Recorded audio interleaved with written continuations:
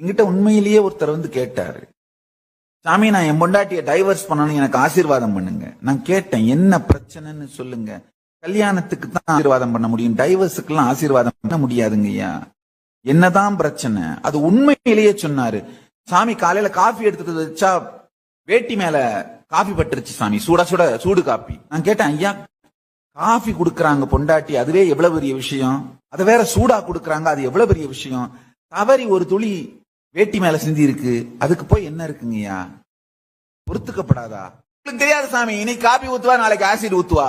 பாவி, காபிக்கும் ஆசிடுக்கும் சம்பந்தம் இல்லையா? என்னையா சம்பந்தம்? காஃபிக்கும் ஆசிடுக்கும் வித்தியாசம் இல்லையா? காஃபியையும் ஆசிடையுமாயா சம்பந்திப்படுத்தி பாப்ப. தவறி காஃபி ஒரு துளி வேட்டியில விடறதுக்கும், ஏதோ டிவி சீரியல்ல காட்டுறானுங்களே ஆசிட மூஞ்சில ஊத்துனானுங்க, அதுக்கும் கனெக்ட் பண்ணி பாக்குறதுக்கு ஒரு பேசிக் லாஜிக் வேணாமா?